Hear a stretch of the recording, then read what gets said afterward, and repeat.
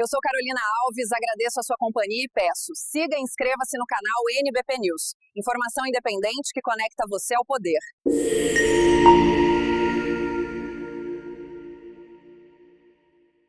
Falando em Estados Unidos, vamos falar a respeito desse assunto. A gente tem novidade sobre esses ataques dos Estados Unidos contra o Brasil, mas especificamente contra o Alexandre de Moraes e não só personalizando essa história contra o nosso judiciário, contra o Supremo Tribunal Federal. O governo dos Estados Unidos fez uma publicação nas redes sociais do X, chamando o ministro Alexandre de Moraes de tóxico. Ele disse o seguinte, essa postagem que você vê aí na sua tela, abre aspas. Alexandre de Moraes é tóxico para todas as empresas e indivíduos legítimos que buscam acesso aos Estados Unidos e seus mercados. Nenhum tribunal estrangeiro pode invalidar as sanções dos Estados Unidos ou poupar alguém das consequências graves de violá-las. Pessoas dos Estados Unidos estão proibidas de fazer transações com ele e pessoas de fora dos Estados Unidos devem agir com cautela. Aqueles que fornecem apoio material a violadores de direitos humanos enfrentam riscos de sanções. Fecha aspas, então, uma ameaça aqui que o Flávio Dino responde, né? Ele diz que os brasileiros não podem ser afetados em território nacional por leis ou decisões estrangeiras, reafirmando, então, a soberania brasileira. E ele diz também que esse tipo de ordem, justamente, é ofensa à soberania nacional, à ordem pública e aos bons costumes do Brasil. Jamil Chad está chegando para comentar com a gente essa história. Jamil, é mais um ataque bastante direto ao Alexandre de Moraes, mas é interessante que dessa vez quem responde muito prontamente é o Flávio Dino. Na verdade, até aconteceu o contrário. Foi o Flávio Dino que fez a primeira ação. A respeito da Lei Magnitsky, né? Boa noite. Exatamente. Blindando, perdão, boa noite a todos. Estamos aqui na correria da... Imagina, Jamil, eu que te chamei já perguntando. É isso. E eu até combinando com o Rodrigo. Isso aí, ó. Que é tão lilás. É o lilás. É, lilás pela democracia.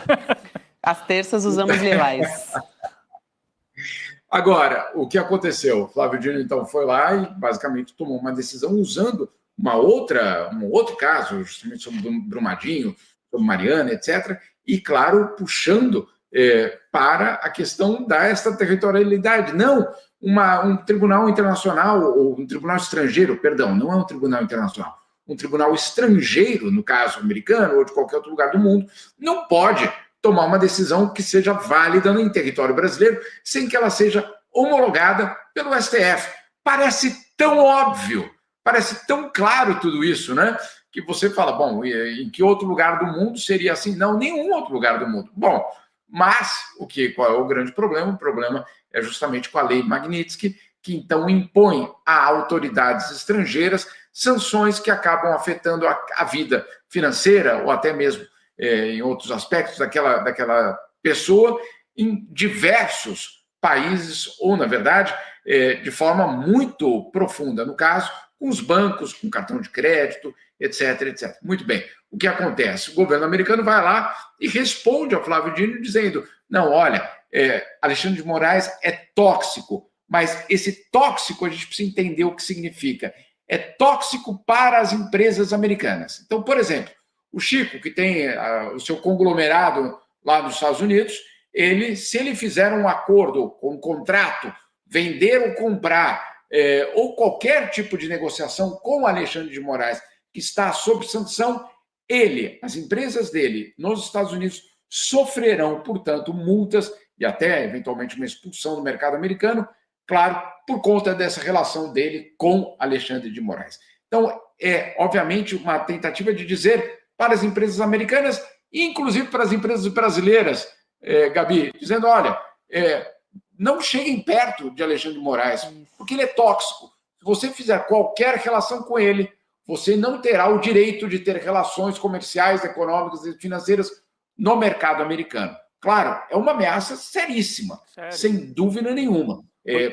Para uma empresa, é aquele momento que você vai dizer, bom, será que eu mantenho aquele cliente ou aquele contrato, ou eu mantenho o mercado americano aberto para os meus negócios? Né? Então, obviamente, é um dilema que as empresas são colocadas. Mas a questão vai um pouco além do que isso, né? No fundo, aqui o que a gente está lidando é com a soberania nacional, é com a independência de um país. Agora, eu fico me perguntando, a empresa que optar, e eu vou entender os acionistas, porque estamos num mundo capitalista, vão dizer, não, calma aí, nós não podemos ter negócios com Alexandre de Moraes porque precisamos preservar os nossos interesses no mercado americano. Muito bem, economicamente faz todo sentido, mas esse banco jamais vai poder fazer uma publicidade no futuro dizendo o Banco dos Brasileiros. Mas como assim? O Banco dos Brasileiros, se você se dobrou a uma lei americana contra a democracia brasileira. Então, eu acho que está na hora, sinceramente, está na hora de a gente ficar muito de olho em quais serão essas empresas que, em nome do mercado americano, vão continuar de braços abertos para o mercado americano e vão, de alguma forma, abrir mão, basicamente, da democracia brasileira. Está na hora de a gente, inclusive, monitorar isso com muita atenção. E eu insisto, eu sei que o acionista vai querer, calma aí, como é que eu vou abrir mão do mercado americano? Isso representa 30%, 40% do nosso faturamento, etc. Muito bem, mas tenham em mente que, ao fazer isso, vocês estão contribuindo para minar a democracia brasileira. Que isso fique claro. Eu acho que quem pode ser afetado, né, Jamil, isso é uma preocupação, é o setor financeiro, né? Então, o Alexandre de Moraes não tem conta nos Estados Unidos? Não tem. Mas ele tem conta em bancos brasileiros. Eu não sei se é no Bradesco, se é na Caixa Econômica, Banco do Brasil, etc. E esses bancos têm negócios nos Estados Unidos, subsidiários desses bancos. Bom, primeiro tem agências, né? Todo banco brasileiro grande tem agência em Nova York, em Manhattan, em Los Angeles, sei lá onde, mas tem, na Flórida, né? Segundo, tem fundos de investimento. E terceiro, em alguns casos, tem empresas subsidiárias desses bancos, ou seja, fazem parte do conglomerado, que podem ter até ação no mercado dos Estados Unidos. Então, podem ser sancionadas pelo governo dos... Seria uma violência brutal, mais uma, né? Já imaginou? Olha, Bradesco ou Banco do Brasil, vocês vão ser sancionados porque o Alexandre de Moraes tem uma conta lá que ele vai de vez em quando lá e saca R$500, então você não pode deixar o Alexandre de Moraes ter conta no Banco do Brasil, aí no Brasil, e por causa disso vamos sancionar o Banco do Brasil aqui nos Estados Unidos. Pode? Pode tudo, é um império. Pode tudo. Então esse é o medo dos banqueiros privados e também de setores de bancos públicos, mas que têm uma participação no mercado, Chico. Isso pode acontecer, tem esse risco realmente. Né? É tanto que você citou o Bradesco foi o mais medroso, né? Já falou logo, saiu na frente falando. Já correu ali para tentar fazer o serviço mais pro lado do Trump ali. Mas depois reviu um pouco a decisão arvorada, que eles chegaram a anunciar que iriam no embalo do que dissesse o Trump. Pois é, só que eles têm a matriz do Bradesco que é em Osasco, aqui na Grande São Paulo. Não é em Los Angeles, né? Não é em Nova York. Então, como é que fica? E aí, o mercado, eles são grandes por causa do correntista brasileiro.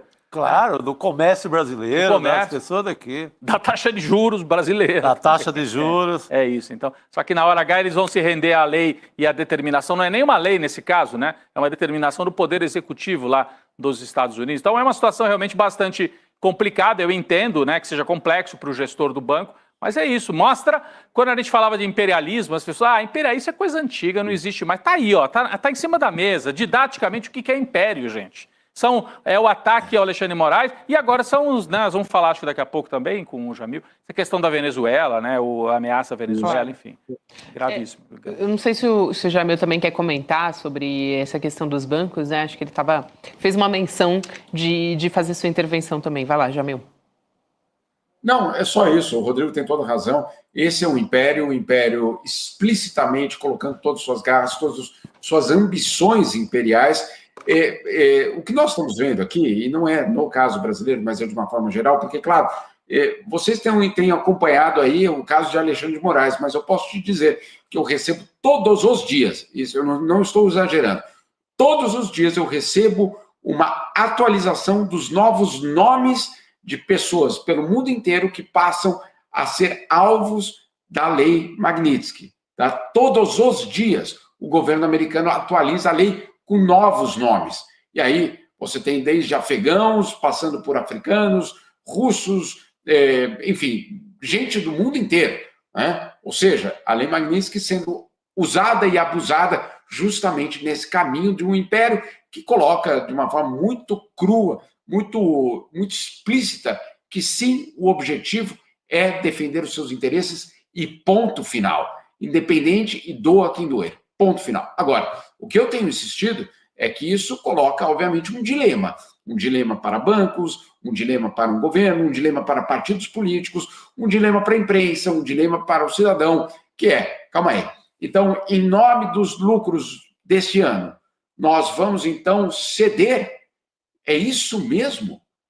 Tudo bem, como eu disse, eu sei que nós estamos num sistema capitalista, eu sei que os acionistas vão cobrar aquele gestor e dizer, calma aí, você não repassou ou não cumpriu a meta desse ano. Eu sei de tudo isso, não estou sendo aqui ingênuo, dizendo, mas está trocando. Não, eu não estou trocando, eu estou muito consciente disso tudo. Mas, ao mesmo tempo, eu quero saber, daqui a 50 anos, quando os nossos netos lerem as histórias de 2025, a gente vai ter de colocar tais e tais empresas, tais e tais partidos políticos, tais e tais políticos optaram por ceder ao governo americano e não seguir a defesa do Estado de Direito e da democracia no Brasil. Mas tinha que entender, os acionistas, tudo bem, tá entendido. Só que eu já deixo aqui muito claro, eu não consigo imaginar um banco, depois de ceder a isso, fazer uma publicidade, o banco dos brasileiros.